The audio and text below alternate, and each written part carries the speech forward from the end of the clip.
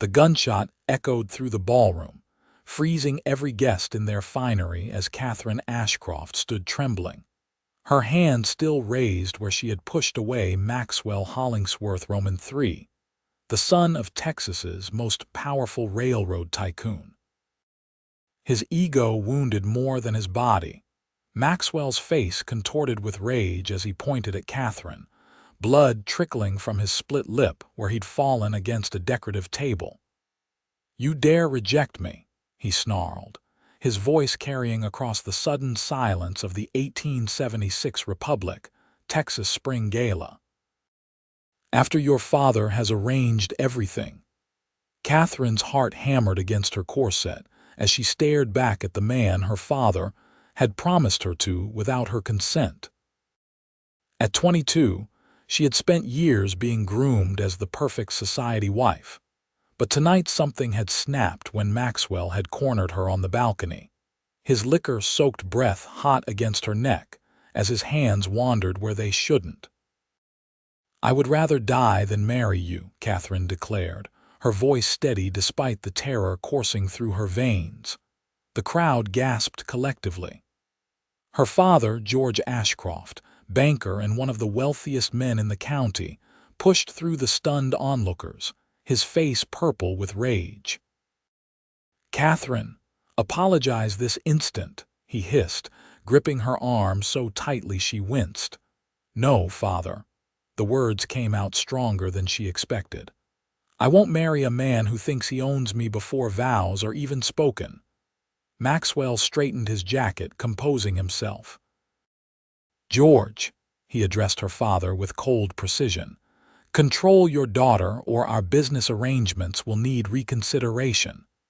Katherine watched her father's face transform from anger to fear. The railroad's arrival in Republic had made the Hollingsworths the most powerful family in the region, and her father had mortgaged everything on their partnership. "You will apologize and accept Maxwell's proposal," her father whispered harshly, "or you are no daughter of mine." Katherine looked around the ballroom at the faces she had known her entire life, people who had watched her grow from a child into a woman, who now stood in judgment, waiting for her to fall back in line. In that moment, she saw her future stretching before her, a gilded cage, a loveless marriage, and a slow death of the spirit. "Then I am no daughter of yours," she replied, her voice breaking only slightly as she removed the pearl necklace her mother had given her before she died. She placed it in her father's palm, turned on her heel, and walked steadily toward the double doors of the ballroom, her emerald green gown sweeping behind her like a final curtain. Behind her, she heard her father's proclamation. "Katherine Ashcroft is hereby disowned. She is dead to this family and to decent society.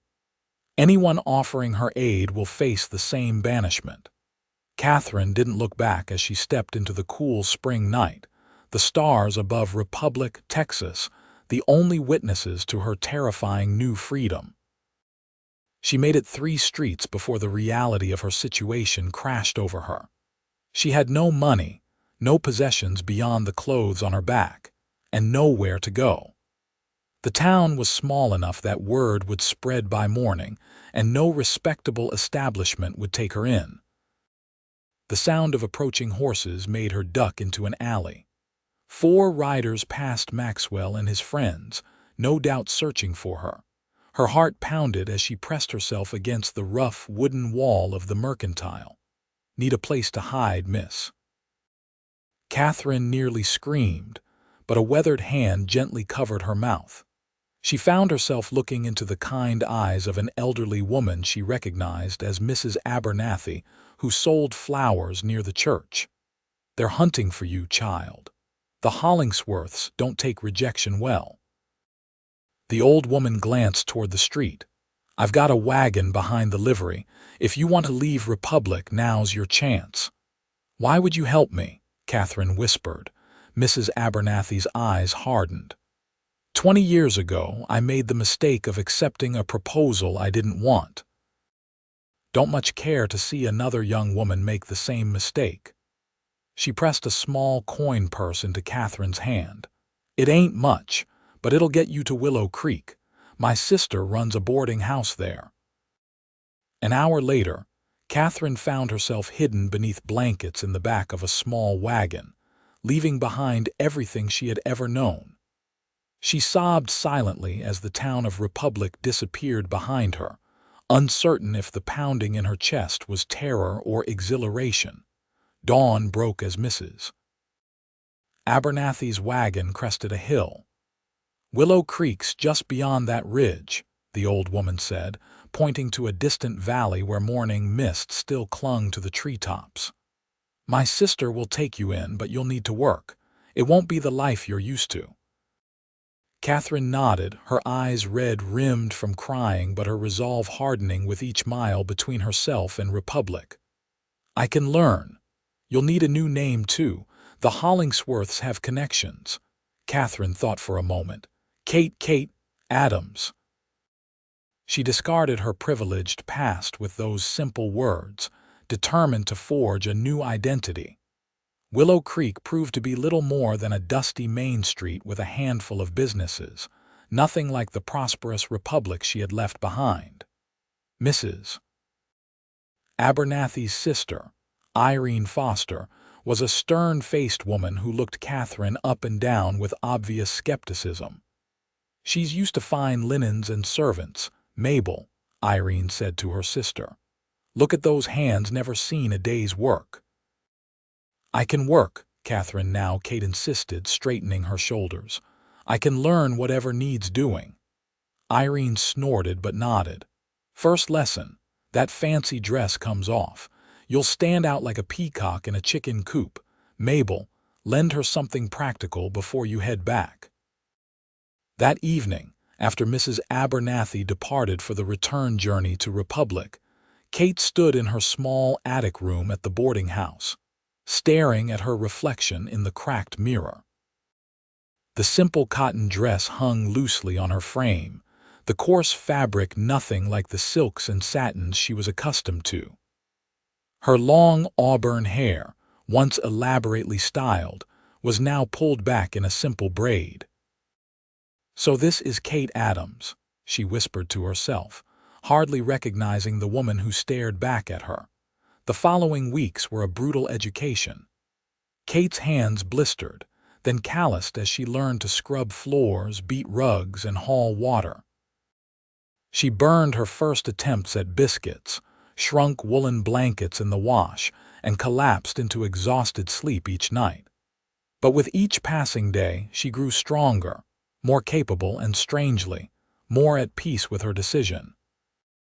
One morning, as Kate hung laundry in the yard behind the boarding house, she noticed a commotion in the street. A group of cowboys had ridden into town, trail dust coating their clothes and horses. "Cattle drive coming through," Irene informed her, appearing at Kate's side with another basket of wet linens. "They'll stay a night or two. Means extra work for us, but good money." She eyed Kate critically. "Think you can handle serving at dinner without dropping anything?" Kate nodded, determined to prove herself useful. That evening, she donned a clean apron and helped serve the dozen trail-weary cowboys who filled the boarding house dining room. She kept her head down, remembering Irene's warning that her refined accent might raise questions. As she refilled coffee cups, a deep voice stopped her. "Thank you, miss." Kate looked up into the most startling blue eyes she had ever seen. They belonged to a man perhaps a few years older than her, with sun-bronzed skin and dark hair that curled slightly where it met his collar. Unlike the other rowdy cowboys, he sat quietly, watching her with a curious intensity that made her cheeks warm. "You're welcome," she murmured, quickly moving to the next table. Later, as she cleared dishes, she felt those blue eyes following her movements. When she returned to the kitchen, Irene was smirking. "That's Samuel Ryder," the older woman said. "Trail boss, brings his herds through twice a year." Irene gave Kate a knowing look. "He's never paid much attention to my serving girls before." "I'm not interested," Kate said quickly, though her racing pulse suggested otherwise. "Didn't say you should be. Just stating facts." Irene handed her a stack of plates. "Be careful around cowboys, girl.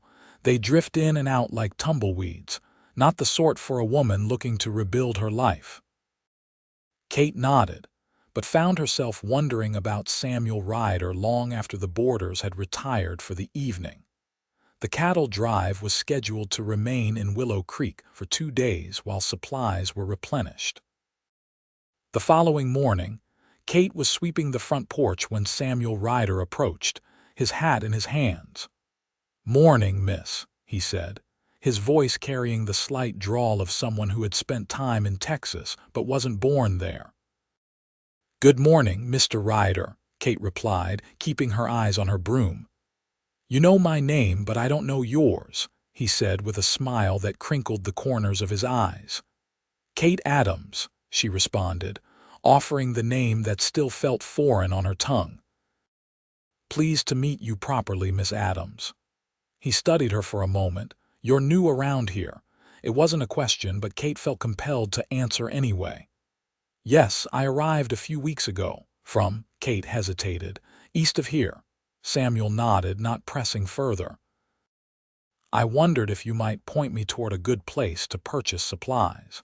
My men need various sundries before we continue to Kansas." Kate directed him to the general store down the street, then added, "Mr. Peterson is fair with his prices, but he'll try to sell you last year's preserves if you don't check the seals carefully." Samuel's eyebrows rose in surprise, and Kate immediately worried she'd revealed too much of her educated background, but he merely smiled again. "I appreciate the warning, Miss Adams." He settled his hat on his head. "Perhaps I'll see you at dinner." She watched him walk away, his confident stride and broad shoulders drawing more of her attention than they should have. She reminded herself of Irene's warning. Cowboys were drifters, not settlers. And after everything she had sacrificed for freedom, the last thing Kate needed was to tie herself to another man who might try to control her life. That evening, Samuel sat at the same table, and Kate found herself serving him more often than necessary. Their fingers brushed when she handed him a plate of corn bread, and the contact sent an unexpected jolt through her body. When their eyes met, his expression suggested he'd felt it too. After dinner, as Kate wiped down tables, Samuel approached again. "Miss Adams, I wonder if you might show me where I could find a decent barber in town tomorrow morning," he said. His request transparent in its unnecessary nature. Willow Creek had exactly one barber shop, plainly visible from the main street. "I believe your eyes work perfectly well, Mr. Ryder," Kate replied, surprising herself with her boldness. He laughed, a rich sound that warmed her. "Fair enough. Then perhaps you'd permit me to speak plainly. Would you walk with me tomorrow, just down the main street and back?" In full view of the town, respectable as can be, Kate hesitated. She had been in Willow Creek less than a month. Her position was precarious, her new identity still fragile, and yet, "One walk," she agreed. "Tomorrow at noon." Samuel's smile was like sunrise breaking over the plains. "I'll be here at noon sharp, Miss Adams." Kate told herself it was just a walk, nothing more. But as she lay in bed that night, she found herself anticipating tomorrow with an eagerness she hadn't felt since before her world collapsed. At precisely noon the next day, Samuel waited on the boarding house porch, freshly shaved and wearing a clean shirt. Kate emerged in her simple blue dress, her hair neatly braided, suddenly self-conscious about her appearance. "You look lovely," Samuel said, offering his arm with the practiced ease of a gentleman. Kate hesitated before taking it, acutely aware of the curious glances from townspeople as they strolled down Willow Creek's dusty Main Street.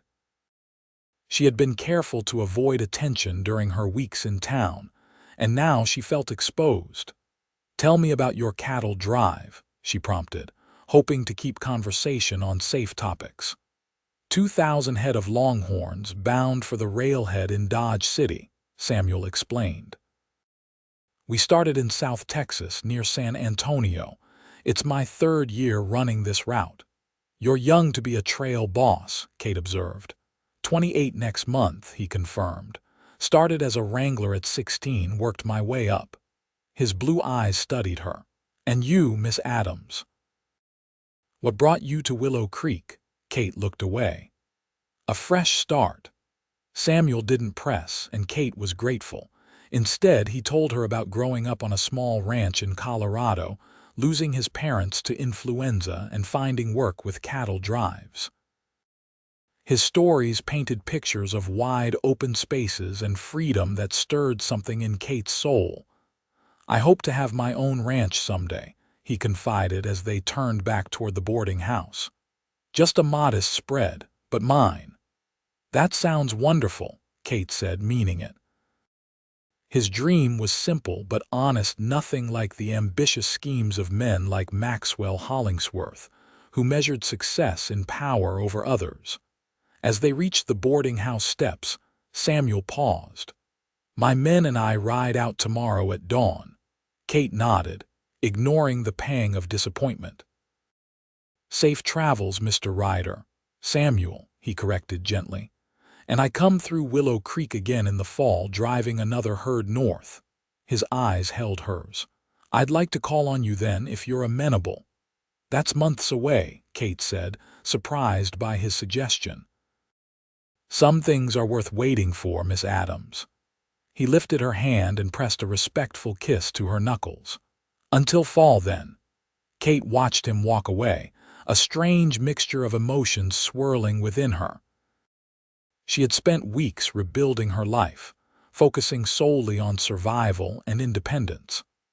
Samuel Ryder was an unexpected complication, and yet the thought of seeing him again in autumn made her heart lighter than it had been since the night she fled Republic. Summer descended on Willow Creek with scorching intensity. Kate continued working at the boarding house, gradually earning Irene's grudging respect. Her hands grew calloused, her skin tanned from working outdoors, and her body strengthened from physical labor. Sometimes she caught glimpses of herself in the mirror and barely recognized the society girl who had once spent hours fussing over her appearance. One sweltering August afternoon, as Kate hung laundry, a familiar voice called her name. She turned to see Mrs. Abernathy climbing down from a wagon, waving excitedly. Kate, child, look at you strong as an ox now. The older woman embraced her warmly.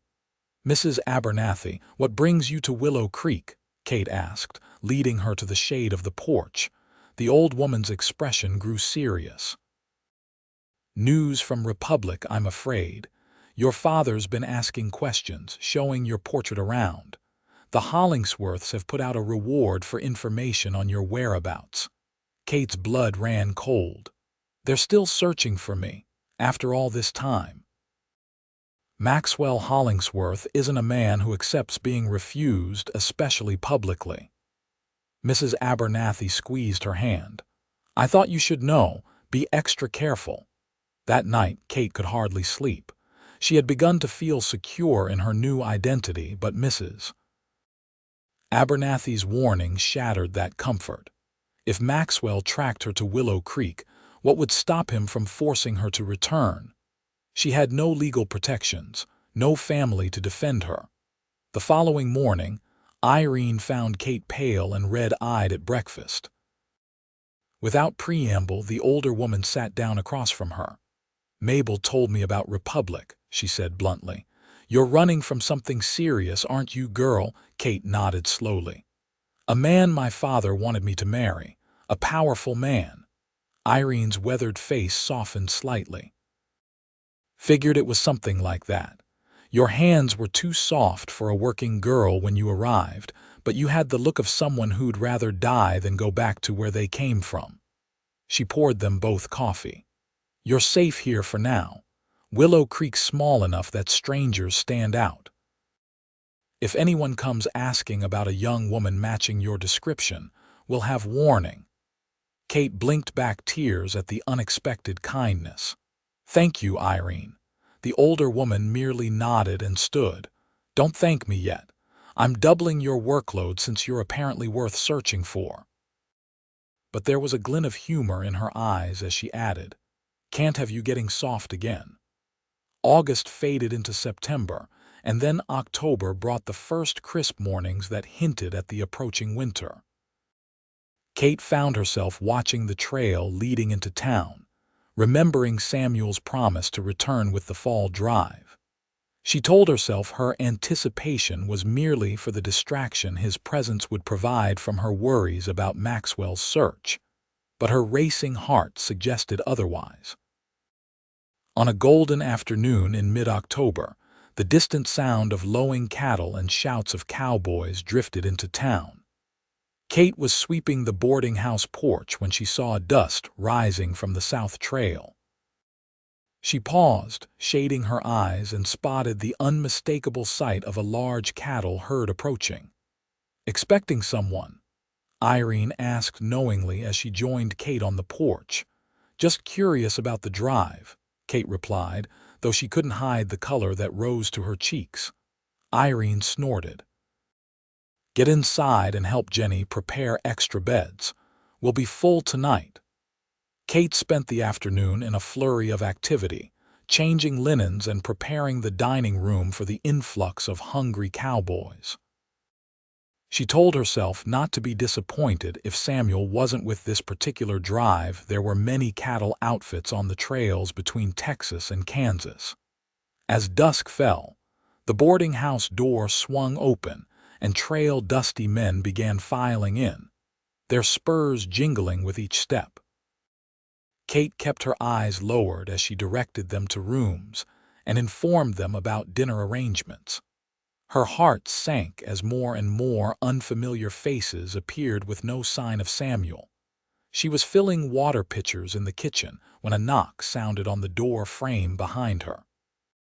Kate turned, and there he stood, Samuel Ryder, his hat in his hands, blue eyes warm with recognition.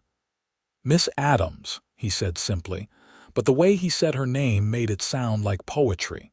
"Mr. Ryder," Kate replied, struggling to keep her voice even. "You're back. I said I would be." His smile deepened. "I've thought about our walk every day since spring." Kate felt her cheeks flush. "You must have had more important matters to occupy your mind on the trail." "None more pleasant." He stepped closer. "I've brought something for you if you'll accept it." From his pocket, he withdrew a small package wrapped in brown paper. Kate hesitated before taking it, then carefully unwrapped it to reveal a beautifully carved wooden hairpin. "I traded for it with a Cherokee carver in Indian Territory," Samuel explained. "It reminded me of you, simple but elegant." Kate traced the delicate pattern with her fingertip. No one had given her a gift since she left Republic, and even before that, presents had always come with expectations attached. This small wooden hairpin, probably worth only pennies, somehow meant more than all the expensive jewelry her father had ever given her. "Thank you," she whispered, looking up to find Samuel watching her intently. "Would you walk with me again tomorrow?" he asked, "before we move the herd on." "Yes," Kate agreed without hesitation. The next day dawned clear and cool. Samuel waited for Kate after breakfast, and they walked beyond the main street to a small creek that gave the town its name. Willows draped their branches over the water, creating a peaceful sanctuary away from curious eyes. "You've changed since spring," Samuel observed as they sat on a fallen log. "You move differently, more confident." Kate laughed. "That's what hauling water and scrubbing floors will do. It's more than that." His eyes studied her face. "You carry yourself like a woman who knows her own mind." "Perhaps I'm becoming that woman," Kate admitted. "I wasn't always." Samuel hesitated, then asked the question she'd been dreading. "Who were you before Willow Creek, Kate Adams?" Kate looked away, watching the water ripple over stones. She had guarded her past so carefully, but Samuel's quiet presence invited honesty. "Someone else entirely," she finally said. "A daughter of wealth and privilege in Republic, Texas." She met his gaze. "My father arranged a marriage to a powerful, cruel man. When I refused him publicly, I was disowned and banished. I fled that night with nothing but my gown and Mrs. Abernathy's kindness." Samuel's expression remained steady, processing her words without judgment. "Republic is Hollingsworth territory. Was he the man you refused?" Kate nodded, surprised by his knowledge. "Maxwell Hollingsworth." Samuel let out a low whistle. "You made a dangerous enemy. The Hollingsworths control half of East Texas." "They're still searching for me," Kate admitted. "Mrs. Abernathy brought word in August. There's a reward." Samuel's jaw tightened. "Explains why you chose such a small town to hide in." He was quiet for a moment before asking, "Do you regret it, leaving that life behind?" "Never," Kate answered immediately. "I miss certain comforts, and sometimes I worry about surviving winter without my father's protection. But I'd rather face hardship as Kate Adams than live in a gilded cage as Katherine Ashcroft." Samuel reached for her hand, his calloused palm warm against hers. "I admire your courage. Not many would choose freedom over security." "What about you?" Kate asked, eager to shift attention from her past. "What drives a man to spend his life on the trail instead of settling in one place?" Samuel's thumb traced circles on her hand as he considered her question. "After my parents died, home became wherever I laid my bedroll. The trail offers a kind of freedom, open sky above, different horizons each day." He looked at her directly. "But lately I've been thinking more about that ranch I mentioned, a place of my own." "What's stopping you?" Kate asked. "Money, mostly. I've saved nearly enough for a small spread in Colorado. One more year of drive should do it." His blue eyes held something Kate couldn't quite decipher, but a ranch needs more than just cattle and land to be a home. Kate's heart quickened at his implication, but before she could respond, shouts from the direction of town caught their attention. Samuel stood immediately, his body tense. "Stay here," he instructed, but Kate was already rising to follow him. They hurried back toward Willow Creek to find a commotion in the main street. 3 well-dressed men on expensive horses were questioning townspeople, showing what looked like a photograph to each person they encountered. Kate froze, instantly recognizing the men's clothing and bearing as the type worn by Maxwell Hollingsworth's associates. She grabbed Samuel's arm, pulling him behind the blacksmith shop. "Those men work for Maxwell," she whispered urgently. "They're looking for me." Samuel's expression hardened as he peered around the corner. "They're offering money. Someone will talk eventually." He turned to her, decision made. "My herd's ready to move out. Come with us." Kate stared at him in shock. "With the cattle drive." You can't stay here," Samuel interrupted. "Not now that they've tracked you this far." His hands gripped her shoulders gently. "I won't let them take you back to a man you fled from, Kate." The urgency in his voice penetrated her panic. "Where would I go after the drive?" "Wherever you choose," Samuel said immediately. "I'll make sure you reach somewhere safe with enough money to start over again. But we need to leave now before they show your photograph to someone who recognizes you." Kate took a deep breath, weighing her options. Staying meant eventual discovery. Going with Samuel and his cowboys meant leaving behind the security she had built, venturing into unknown territory with a man she barely knew yet somehow trusted completely. "I need to get my things from the boarding house," she said. Samuel shook his head. "Too risky. I'll send one of my men to retrieve anything essential after dark. For now, we need to get you out of town unseen." 20 minutes later, Kate found herself wrapped in a cowboy's duster, a hat pulled low over her eyes, riding double with Samuel on his horse along a back trail that skirted Willow Creek. They rejoined the herd a mile north of town, where Samuel's second in command, a grizzled man called Hank, waited with the cowboys and cattle. Hank's eyebrows rose at the sight of Kate. "Boss, what's this about?" "Miss Adams needs to travel with us to Dodge," Samuel explained without elaboration. "She'll ride in the chuck wagon during the day." Hank looked skeptical but nodded. "Your drive, your rules, but a woman on the trail means complications." "I'll handle any complications," Samuel replied firmly. "Let's move out before those men from town decide to broaden their search." That night, Kate sat beside the campfire, wrapped in a blanket and still processing the drastic turn her life had taken yet again. The cowboys gave her curious glances but kept their distance, respecting their boss's obvious protection of her. Samuel joined her after checking the herd, offering a tin cup of coffee. "It's not boarding house quality," he warned with a small smile. "Nothing about this situation is what I'm used to," Kate admitted, accepting the cup. "I keep wondering if I've made another reckless decision." "Reckless would have been staying in Willow Creek," Samuel countered. "I've seen men like Hollingsworth before. They don't give up what they consider theirs." "I was never his," Kate said fiercely. "I know." Samuel's voice softened. "That's why you ran, isn't it? To choose your own path." Kate nodded, watching the flames dance. "And now I'm running again." "Not running, moving forward." Samuel settled beside her. "There's a difference." Over the next weeks, Kate adapted to life on the cattle drive. During days, she rode in the chuck wagon with Cookie, the trail cook, learning to prepare meals for hungry cowboys over an open fire. At night, she slept in a small tent Samuel had procured for her privacy, though always within shouting distance of the main camp.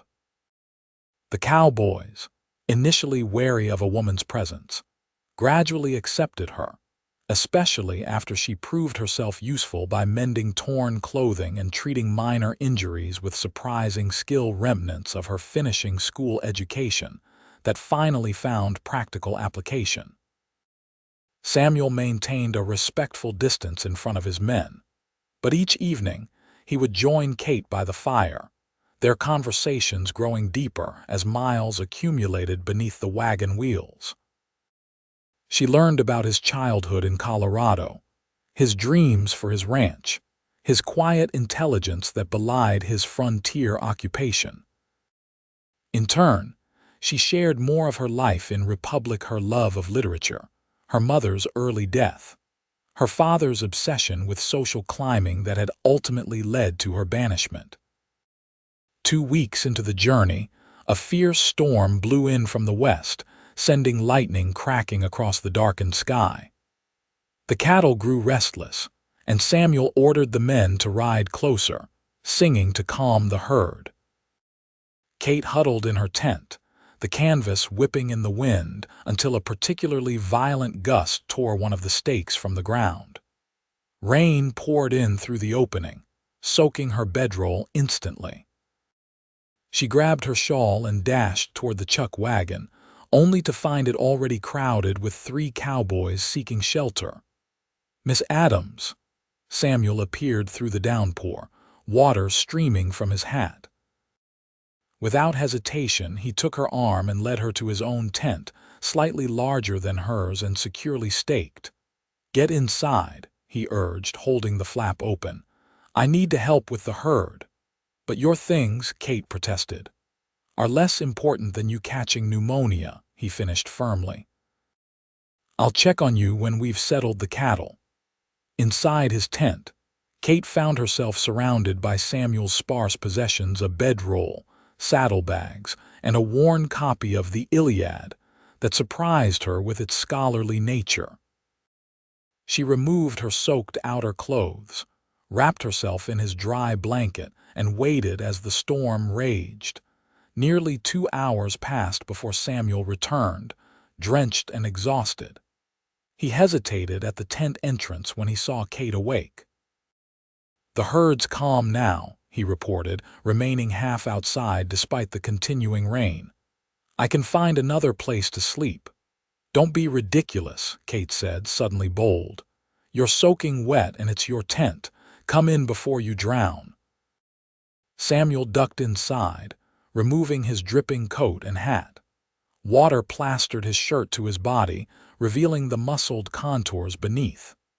Kate handed him his spare blanket, turning away to give him privacy to change out of his wet clothes. "Thank you," he said quietly once he had dried himself. "I'm sorry about your tent." "It's not your fault," Kate replied, still facing the canvas wall, acutely aware of his presence in the confined space. "I'll sleep outside once the rain lets up," he offered. Kate turned to face him then, finding him seated as far from her as the small tent allowed, his expression careful, controlled. In that moment, something shifted inside her, the realization that this man, unlike Maxwell Hollingsworth, would never presume ownership of her, would never take what wasn't freely given. "We're adults," she said softly.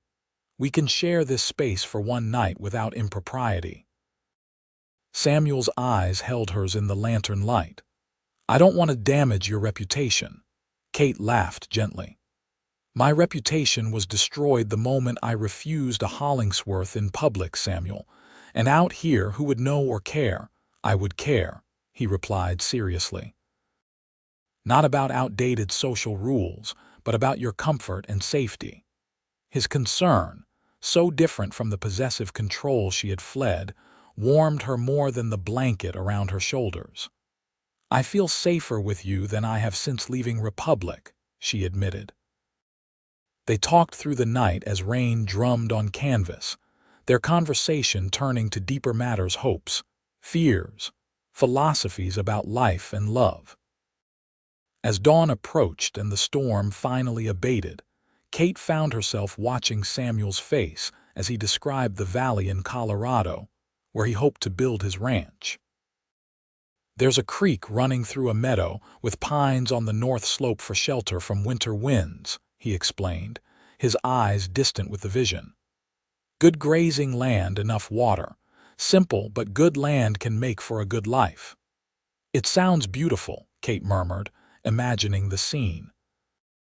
Samuel's gaze returned to her face. "It is, or it could be with the right."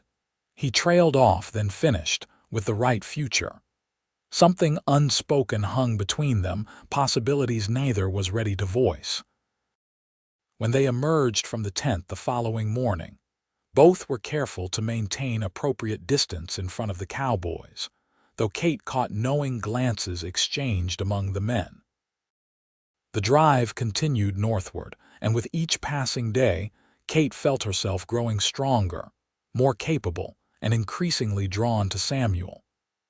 Yet their destination loomed closer, and with it, the question of what would happen when they reached Dodge City. One evening, as they made camp within sight of the Kansas border, Samuel joined Kate by the fire with news. "We'll reach Dodge in 3 days," he said, watching her face carefully. "You'll need to decide where you want to go from there." Kate poked at the fire with a stick, avoiding his eyes. "I haven't thought that far ahead. You could go east," Samuel suggested. "St. Louis, Chicago, big enough cities that Hollingsworth's reach wouldn't extend there." "And what would I do? I have no family, no connections." Kate looked up at him finally. "What about you, after you deliver the cattle?" Samuel hesitated. "Back to Texas to collect the final payment, then Colorado before winter sets in. I'm hoping to put a down payment on that land I told you about." The unasked question hung between them. Would Kate go with him? Neither seemed ready to broach the subject directly, the risks too great, the feelings too new. "I could go to Colorado," Kate said carefully.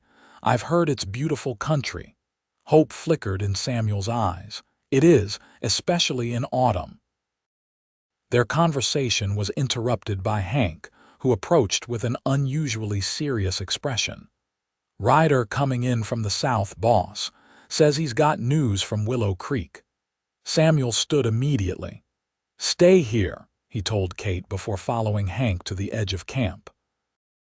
Kate watched as they spoke with a dust-covered Ryder. Samuel's posture grew tense, his hands clenching at his sides.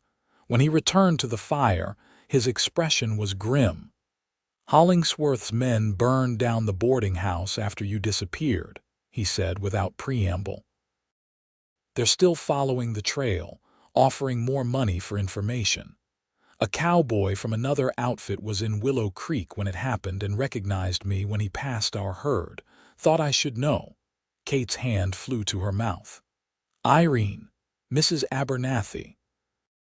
"They're safe," Samuel assured her quickly, "but the message is clear: Hollingsworth isn't giving up."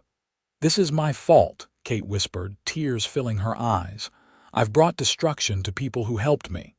Samuel knelt beside her, taking her hands in his. "No.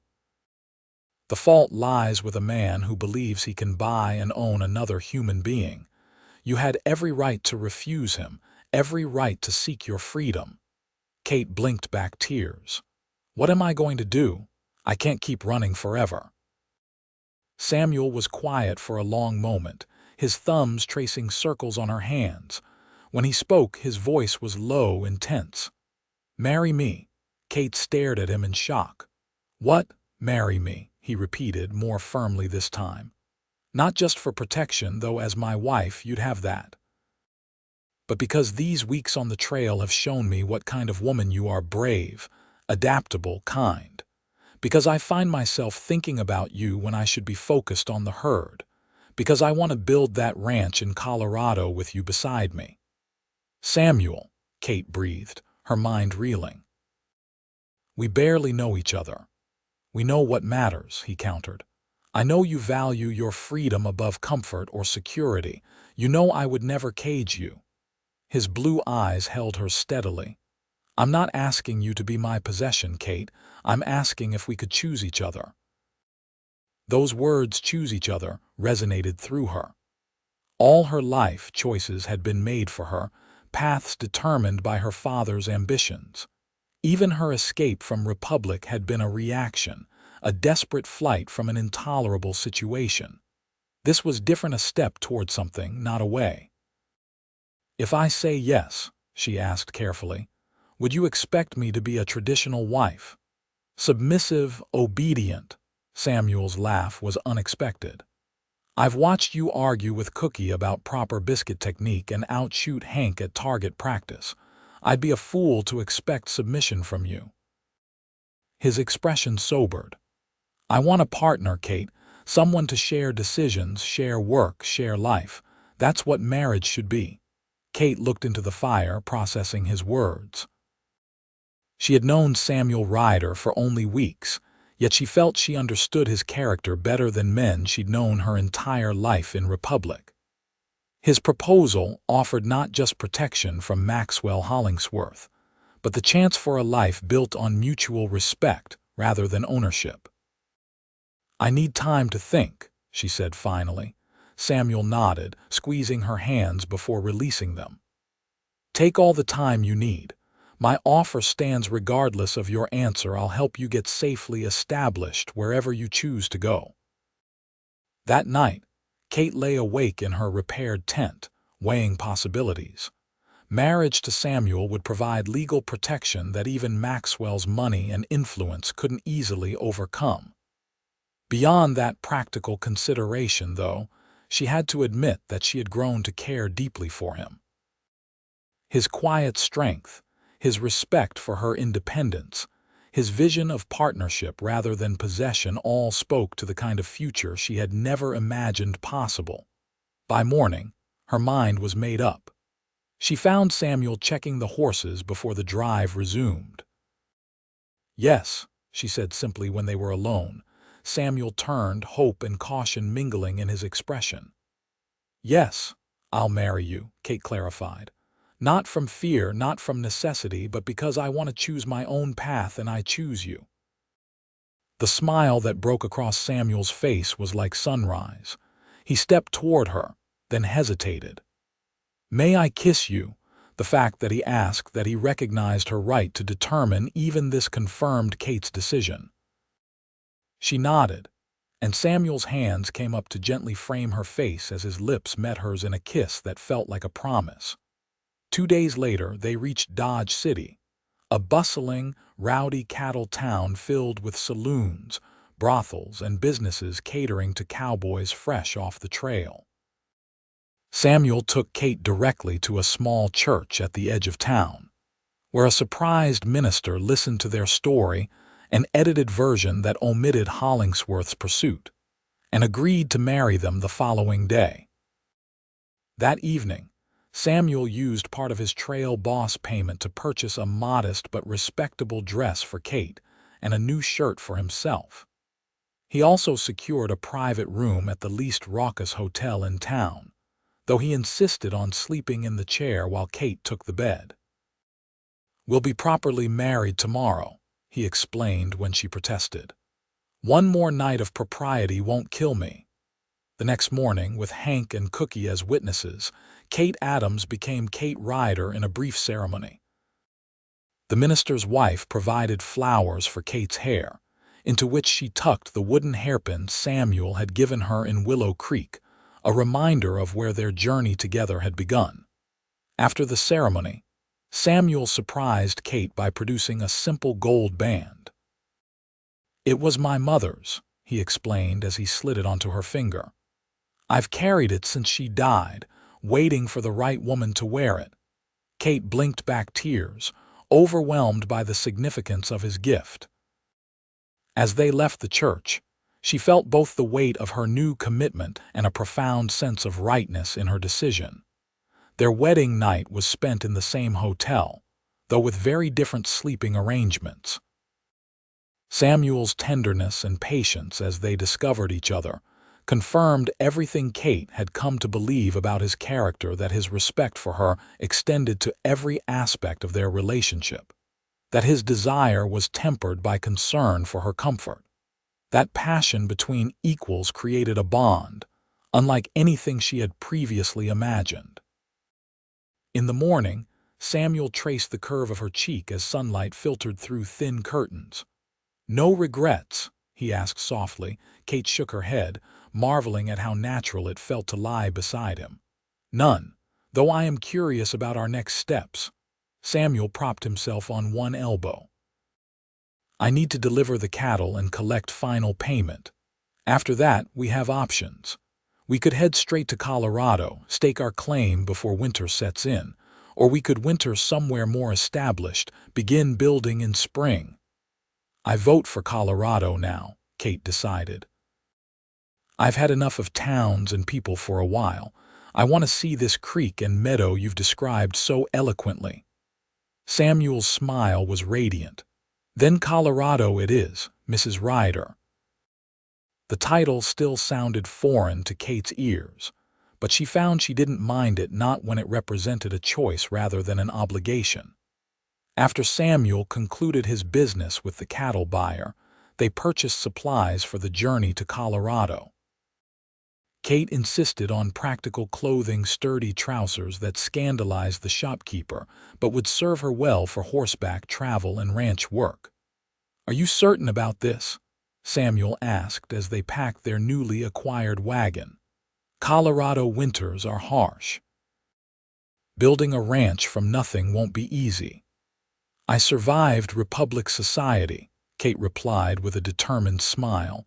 "I can survive anything." They departed Dodge City a week after their arrival, heading west toward Colorado territory. The journey was challenging but beautiful, with vast prairies giving way to the first foothills of the Rocky Mountains. Kate marveled at landscapes unlike anything she had seen in Texas, at the changing colors of autumn painting the countryside in gold and crimson. In late October, they crested a ridge and Samuel reined in the horses. "There," he said, pointing to a valley below. "That's it. That's the land I've been saving for." Kate followed his gesture and caught her breath. A clear creek wound through a broad meadow, bordered by pines on the northern slope, exactly as he had described. The afternoon sun bathed the scene in amber light, making the autumn-tinged grasses shimmer like gold. "It's perfect," she whispered, understanding now why this vision had sustained him through years of hard work. They made camp by the creek that night, sitting beside their fire as stars emerged in the vast Colorado sky. Samuel spread a map across his knees, showing Kate where their property would begin and end once he filed the claim. "We'll build the cabin here," he indicated, pointing to a spot near the creek with good visibility across the meadow. "Start small, add to it as we can. Next spring, I'll bring in cattle, just a modest herd at first." Kate watched his face as he outlined their future, struck by how thoroughly she had come to trust this man she had known for less than half a year. "What if Hollingsworth finds us?" she asked, giving voice to the fear that still lingered. Samuel considered her question seriously. "Colorado's a long way from Texas with different territorial laws. As my wife, you have legal protection that you didn't have as a single woman, and if he or his men ever show their faces here—" His expression hardened momentarily. "We'll defend what's ours." The fierce protectiveness in his voice reassured Kate, not because she needed a defender, but because she knew they would stand together against any threat. The next morning, they traveled to the nearest territorial office, where Samuel filed a homestead claim on the valley. The clerk recorded their names in the registry: Samuel and Katherine Ryder, legal settlers of Colorado Territory. As Kate signed her name, she realized it was the first official document bearing her new identity, not Katherine Ashcroft of Republic, Texas, not Kate Adams of Willow Creek, but Katherine Ryder, a woman who had chosen her own path. They returned to their valley and began the hard work of establishing their homestead before winter descended. Samuel's experience as a cowboy had taught him basic construction, and together they built a small but sturdy one-room cabin with a stone fireplace. Kate learned to chink logs with mud and moss, to hunt small game, to preserve food for the coming cold months.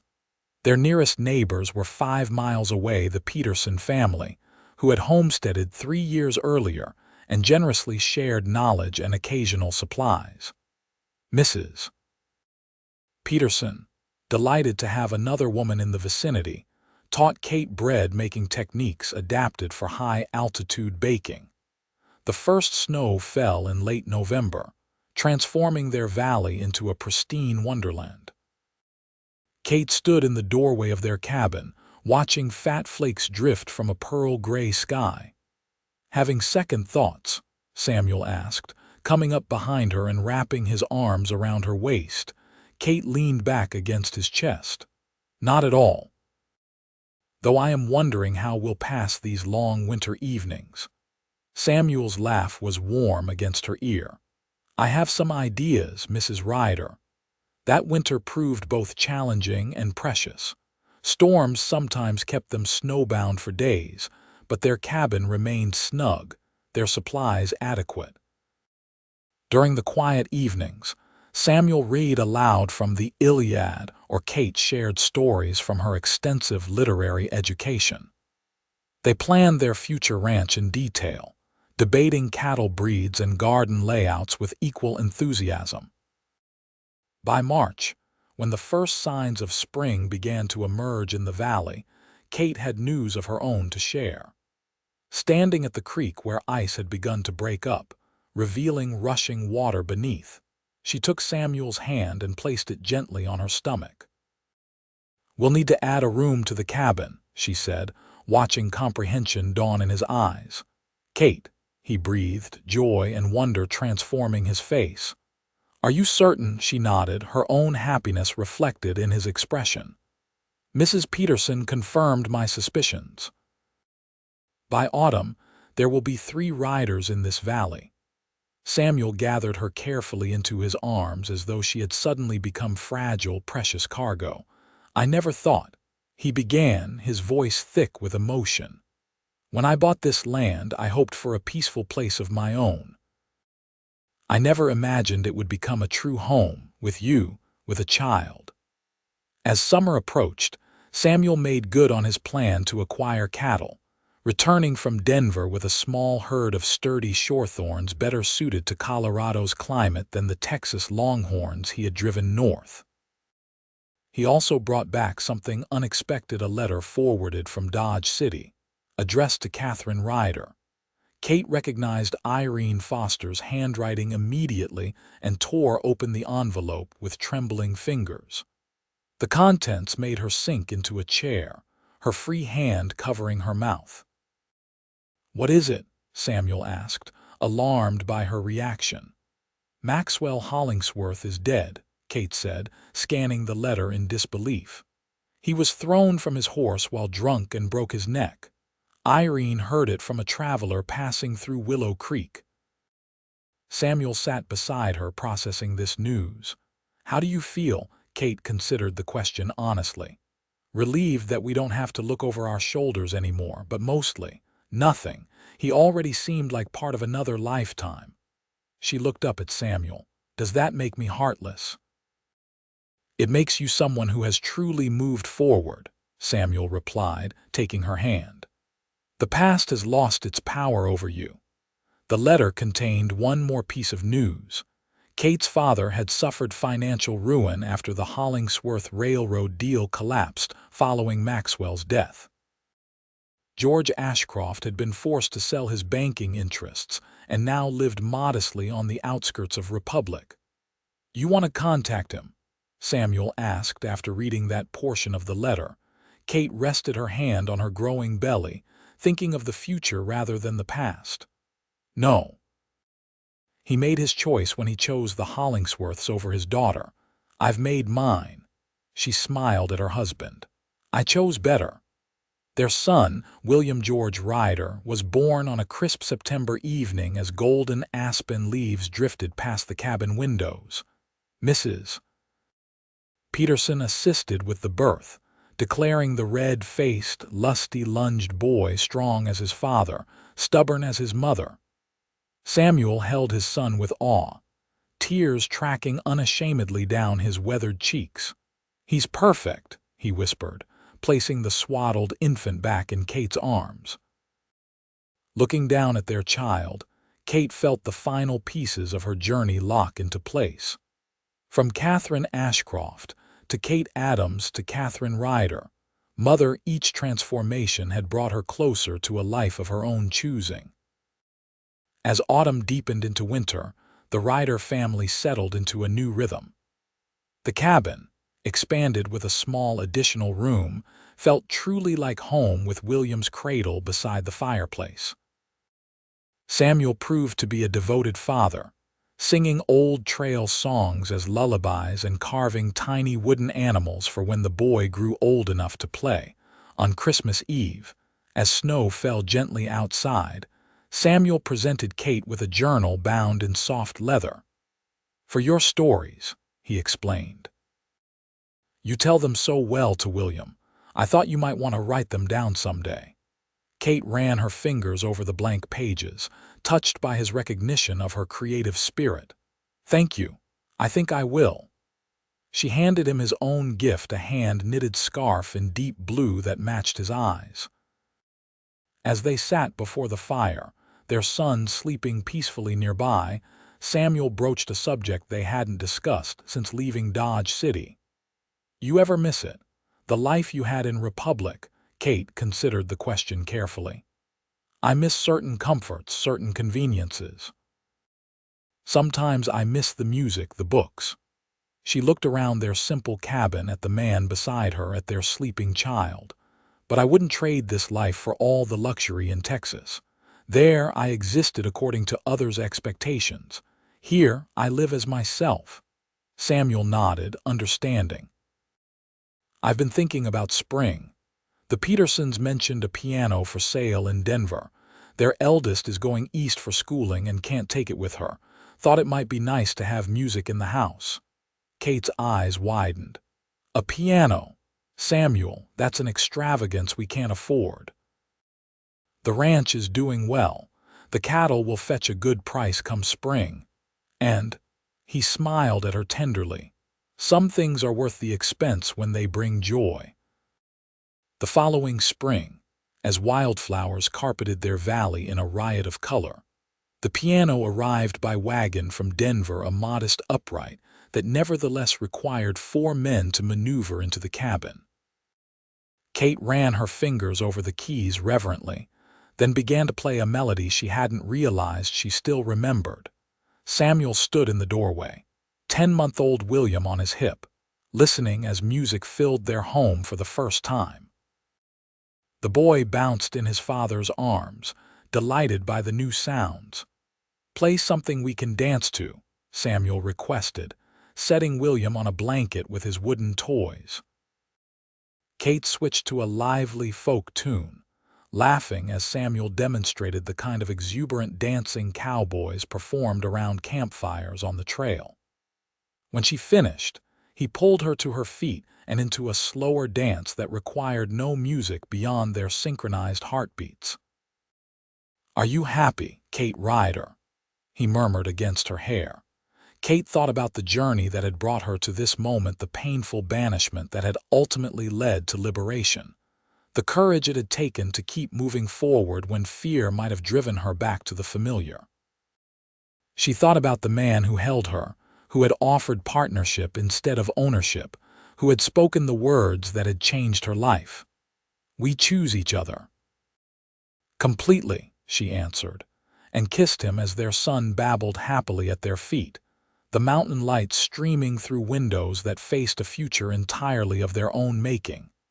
In the years that followed, the Ryder ranch prospered. The small herd grew, the cabin expanded to a proper house, and their family increased with the birth of a daughter, Eleanor Mabel Ryder, named partly for Mrs. Abernathy, who came to visit once and declared the Colorado Valley a sight more beautiful than anything in Texas. Word eventually reached Kate that her father had died, leaving her a small inheritance that she used to establish the first lending library in the growing community that had sprung up 10 miles from their ranch. The Katherine Ryder Library became her contribution to her adopted homeland, a place where other women might discover worlds beyond their immediate circumstances, just as books had once shown her possibilities beyond Republic. Samuel's prediction proved true. The ranch became more than property, more than a livelihood. It became the home he had dreamed of during lonely nights on the cattle trail, a place where 2 people who had chosen each other created a life neither could have imagined alone. On their 20th wedding anniversary, as they stood watching the sunset paint their valley in gold and crimson, Samuel took Kate's hand, the same reverence in his touch as when they had first exchanged vows in Dodge City. "Any regrets?" he asked, an echo of that morning after their wedding night. Kate shook her head, leaning against his shoulder. "Not one. Everything that happened, even being banished from Republic, led me here to you, to this life we've built together." Samuel pressed a kiss to her temple, still silver-streaked auburn after all these years. "We chose well," he said simply. Kate squeezed his hand in agreement, watching the sun sink behind mountains that had become as familiar as the plains of her youth had once been. In the distance, their children's laughter drifted from the house, a sound that represented everything she had gained by having the courage to forge her own path. "Yes," she replied, "we chose each other, and that has made all the difference."